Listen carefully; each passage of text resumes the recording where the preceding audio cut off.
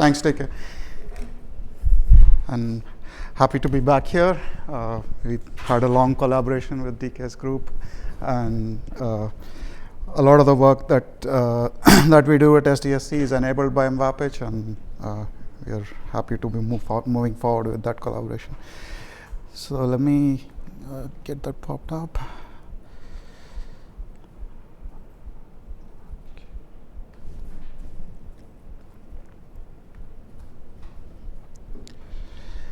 So today, I'm going to focus on looking at the HPC and deep learning applications that use MVAPICH2-GDR on our systems. Starting with Comet, we basically have had GPUs on our systems, and MVAPICH2-GDR was a natural thing to put on once the GPU direct capabilities were there. So this is a small part of the system, but it is a pretty significant part, and we have a lot of usage of the GPU nodes, so it's an important piece. Just a little bit background on SDSC, since there are a lot of international attendees. So it was one of the first NSF-funded supercomputer centers established in 1985. Originally, it was run by General Atomics, and then it got transitioned to UCSD in '97. We have about 225 staff with a pretty diverse background, computational scientists, applications, operational backgrounds, things like that. In terms of the data center, we have a original data center was 12,000 square feet, and we also have an additional 5,000 square foot secure data center for FISMA moderate security level kind of computations and data.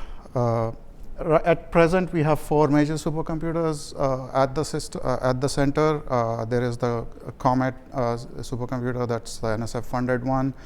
Gordon S, which in its previous life was an NSF computer, and it's still going strong for another year, I think. And a couple of other machines, Popeye and the Triton cluster, which is the local UCSD cluster.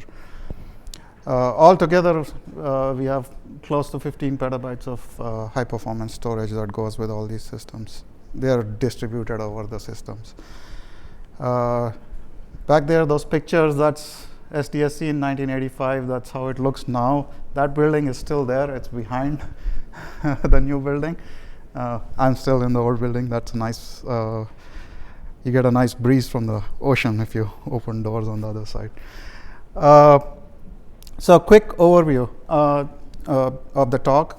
So I'll go over the Comet hardware, a little bit of the background on the type of applications that run on the GPU part of Comet.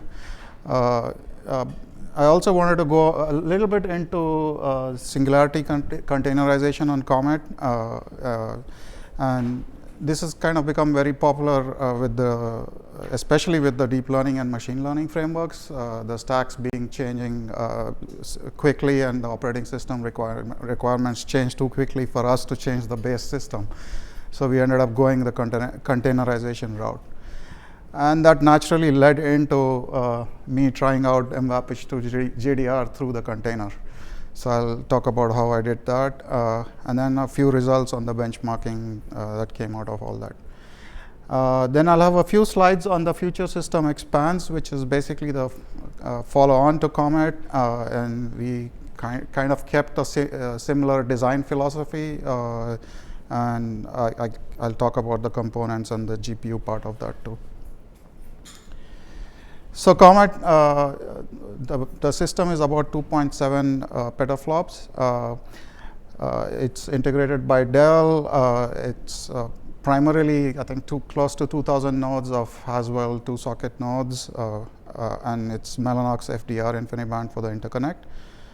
It's roughly 47,000 cores total on the system. One of the things that we've done at SDSC with a lot of the systems is to have local SSDs on the compute node. Gordon, which was the machine I was talking about, was the first one to do that in a big way. It had close to 300 plus terabytes of flash. And we continued that with Comet, where we have 300 gigs of SSD on each compute node. There's a little bit more on the GPU nodes, and we have another rack of compute nodes which has 1.5 terabytes per node. For today, I'll be focusing on the 72 GPU nodes. So the original system configuration for Comet had 36 K-80 nodes, 4 K-80 GPUs per node. And then we added another rack, a couple of racks of P100 nodes, basically giving us a total of 288 GPUs. In terms of the connection topology, we have at the rack level full bisection and then 4:1 oversubscription on cross rack. And we have close to 8 petabytes of storage. So before I dive into what we did on Comet and all the applications, I just wanted to put up the node architecture. It's a little interesting, or I think it makes DK's team look up in horror.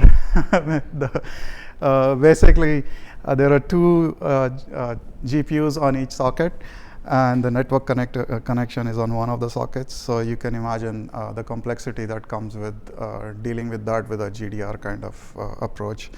So we learned from this, and on Expanse, we're going to put all of them in one place so that we don't have this kind of problem.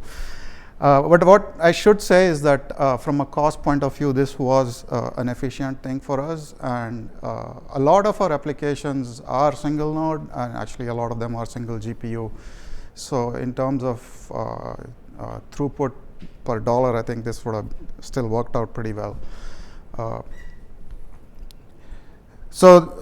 And to make things more interesting, on the K-80 node, if you look at the matrix carefully, the adapter is on the socket that has GPU 2 and 3, and you go to the P100 node, it's flipped. It's basically 0 and 1 on the same socket as the network adapter. So as you can imagine, you can do peer-to-peer between 0 and 1 and 2 and 3, but not across. So you'll have to go through the QPI link. And the Mellanox adapter in this case is tied to the first socket. So in terms of what runs on our GPU nodes, first thing is they are one of the most busiest partitions on Comet. I mean, it's got a much higher expansion factor than the regular compute nodes. And we try to keep this low by controlling allocation sizes and the number of allocations, but it's still pretty popular and heavily targeted towards the P100s because they're faster and everyone wants to be on the fast one. It's interesting. We see a lot of K-80s sitting there, and people prefer to wait, and we have to incentivize them to get them on the K-80 nodes.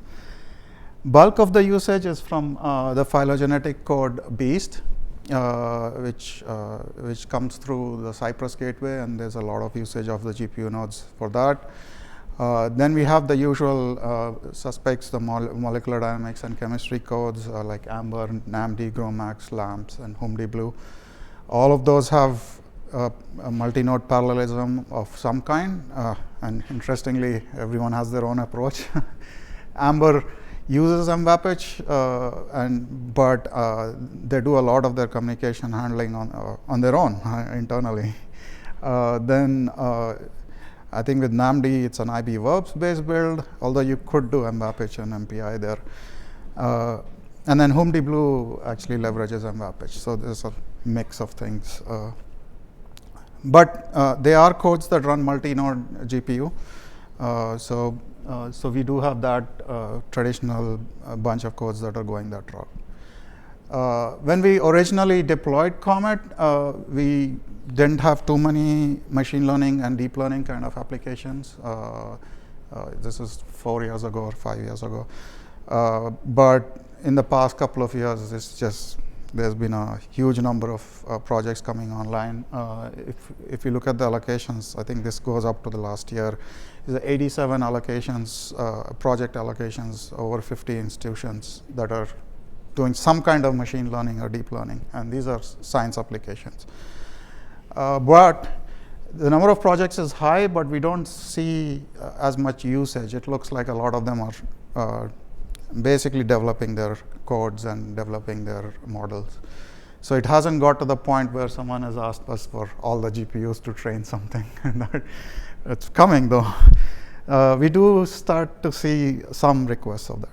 Overall, they're using about 10 to 15% of the GPU time on Comet in those applications. So let me jump to Singularity. Why we went to Singularity and what its role is on Comet right now. So we've been with Singularity right from almost the day one, I think. I remember running into them at the PERC conference, or I think it might have been TeraGrid, but and basically we jumped on the board because it fixes a big problem for us. Basically, the complexity of managing operating system updates and dependencies for the packages was getting out of hand for some of the new packages. So in that sense, it made it very easy. It's in user space. Users can build their own containers somewhere else and bring them over to Comet, and it reduces our support load overall. And interestingly, some groups actually containerize their Comet install, the workflow on the Comet, and put it in an image. The example I have there is the HMDA Blue example from the Glotzer lab, where they actually have a button there, say, just pull, do a pull request on their Singularity image. That's it, you get their stack.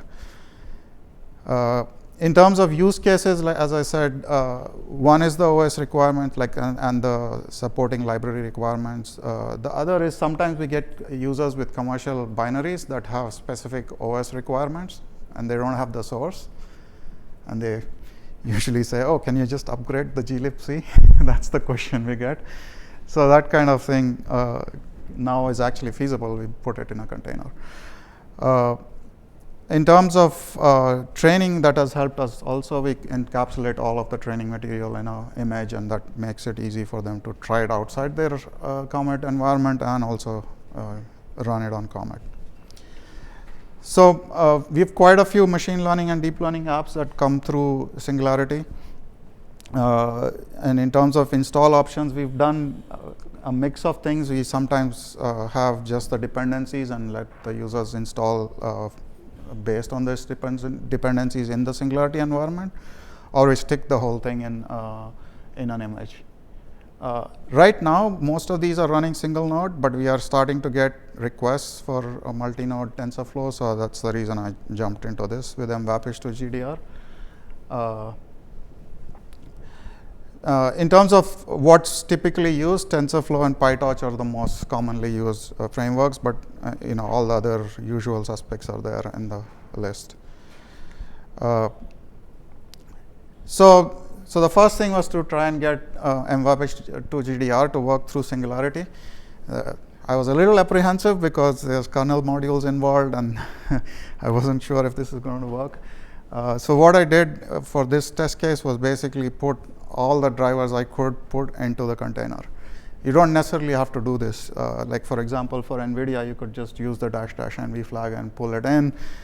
I'm guessing you can actually overlay directories from the host system and also get some of the libraries. It shouldn't be a problem. But in this case, I stuck everything in the image. So the image has the CUDA drivers, the OFED stack. I copied over the GDR copy library files from the host, but the kernel module is obviously running on the host system. One thing to keep in mind is your operating system might be different in the container, but the kernel is the same in and out. So I mean, you're going to hit the same kernel. And then I did a straight RPM install of MVAPICH2-GDR without Slum. And I'll go into why without Slum a little bit later, because I tried a different launch mechanism also. In terms of other things, TensorFlow was a Conda install, although we do have the recipe to build from source in the container, which we do sometimes because some of the optimizations are processor specific and we don't want to lose that, so we build it from source. And Horvath was pip installed. So the other modification that I mentioned there is the SSH binary in the container. So if you use SSH to launch your task on the remote node, if you don't wrap that SSH, you're going to end up in the regular environment. And so you would have one task sitting in the in a Singularity environment, and the remote task is sitting on a non-Singularity environment, and it's going to fail. So that's the reason to wrap it. Now, for MPI codes, you don't have to do this, because you can always launch using the MPI run RSH on the host, as long as it's compatible with what's in the image.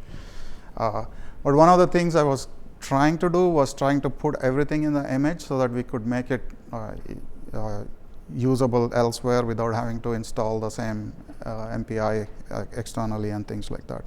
So that was the thing I was testing.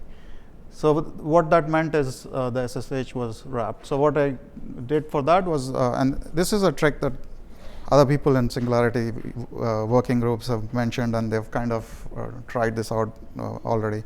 So the binary is moved in the container, the SSH binary, to like something else, a SSH original, and then wrap the SSH to essentially use the Singularity command on the remote execution.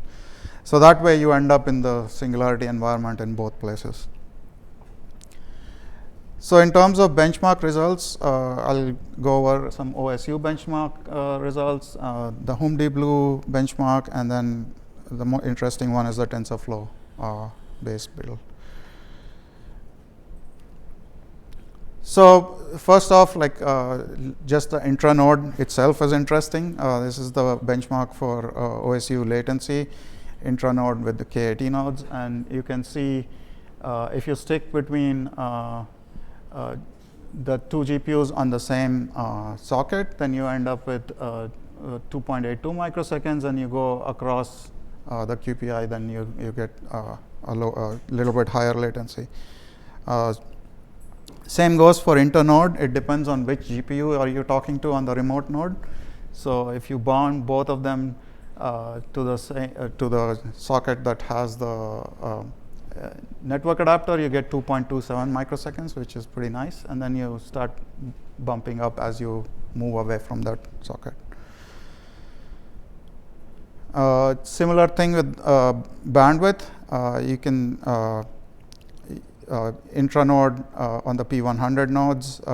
You can see if they're on the same socket, you get a higher bandwidth, and it actually drops off, caps out at 8 gigabytes per second when you go over the QPI.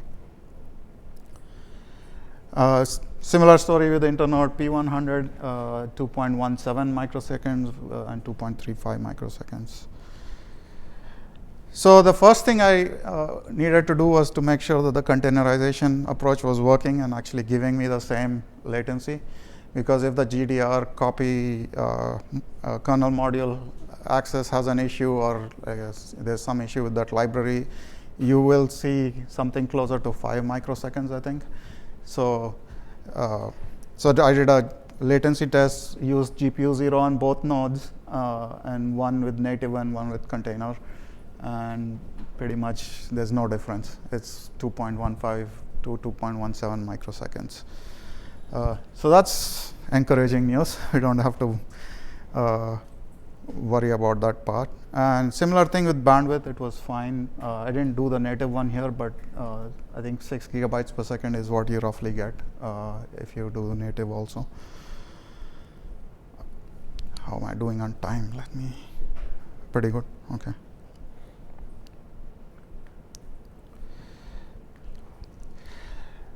So the next thing to test was an all reduce, because TensorFlow actually big piece of it is on the all reduce part. So this one I bumped up the message size to I think almost 512 meg, and then just kept bumping up the number of nodes. I just used 2 GPUs per node, just using the GPUs that are on the network, and I mean the results look pretty clean, and it's nicely going up as the size increases. So nothing crazy is happening with the bandwidth there.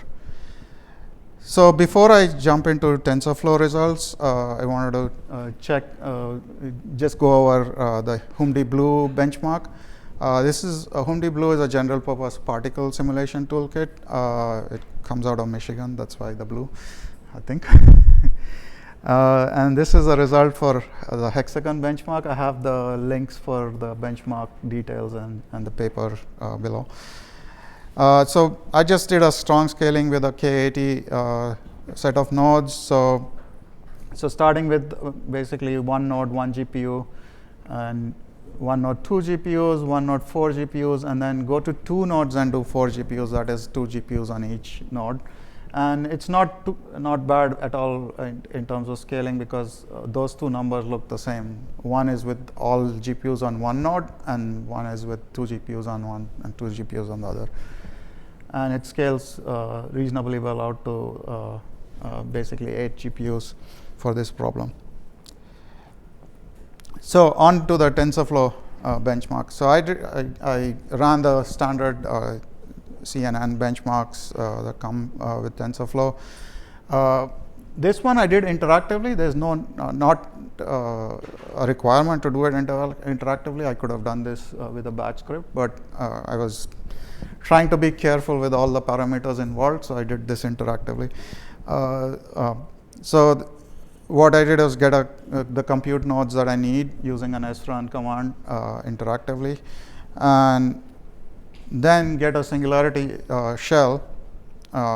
So that puts me in the environment which has the Singularity environment, basically CentOS 7 with the MVAPICH2-GDR installed in it, and all the driver info that I was talking about.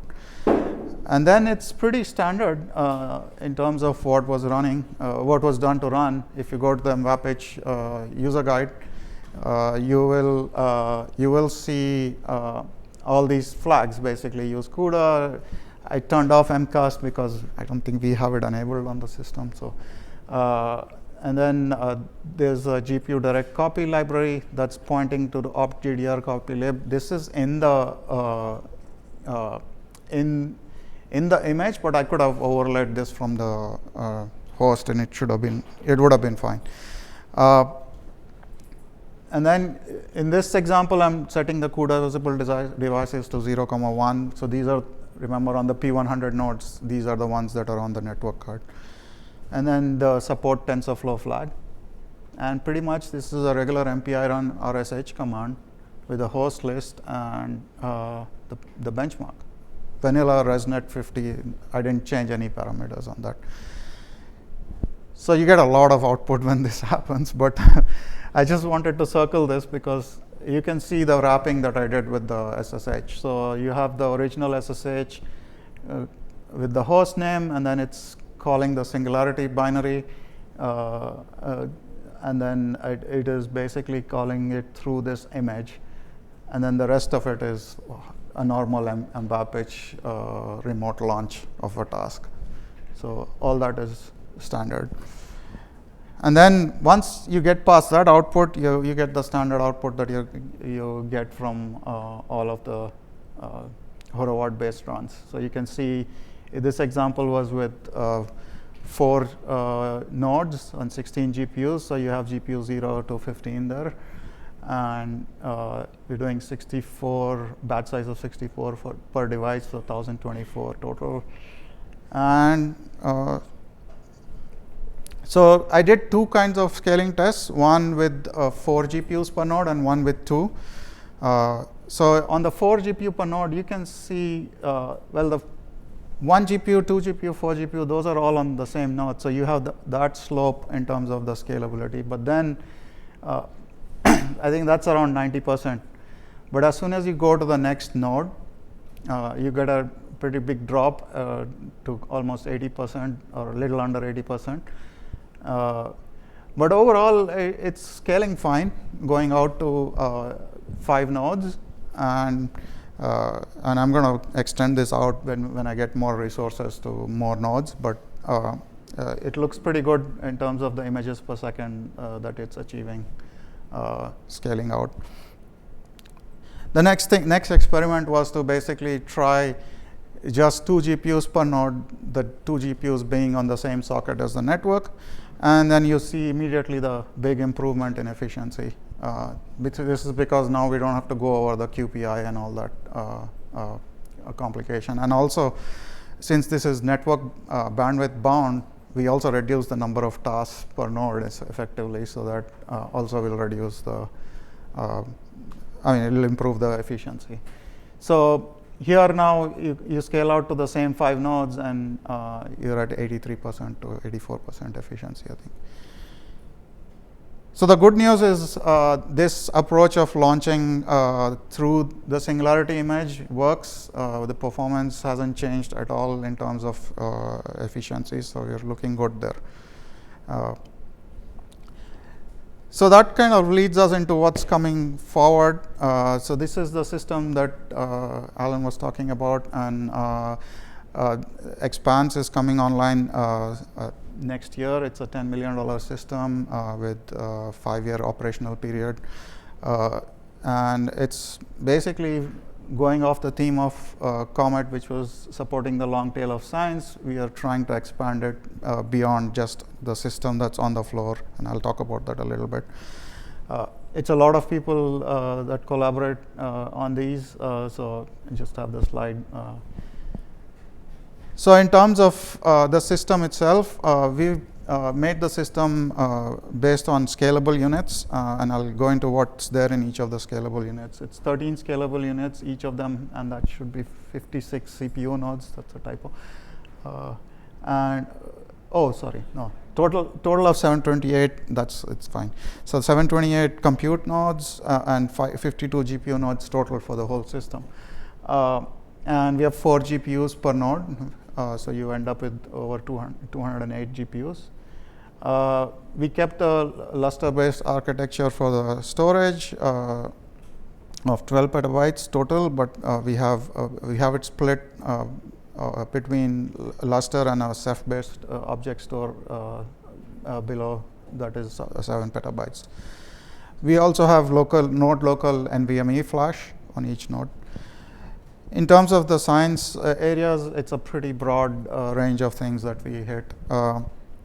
And what we added to this is the concept of composable systems. One of the things we get a lot on Comet is people asking for a node to do this special thing, which needs different resources, and we don't have those, and or we can't reconfigure easily. So we used to say no, but now we are looking into a Kubernetes-based setup so that we could give the option of a flexible resource base, including some resources that may not be on the machine. We are also going to look at the cloud bursting option as part of the project, all of which will leverage containerization. So the stuff that I was talking about before, using containers, will continue on in this new system, and hopefully we can make it a little seamless in terms of people using it. And we are already doing some work on this part with Comet by bursting out